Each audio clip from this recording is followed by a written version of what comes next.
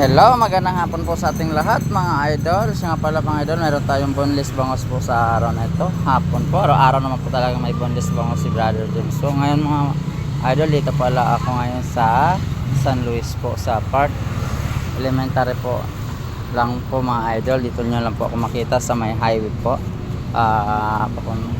so may matabi lang ng kalsada po mga idol, sa malapit sa Alphamart po. Dito po mga idol, oh, baka gusto nyo po ng lutong ulo mga idol, ito po idol, mga lalaki po idol, pili lang ako sa presyo po. May price po kami dito, tag 200 po yung bawat isa idol. Yan 200 po yan mga idol.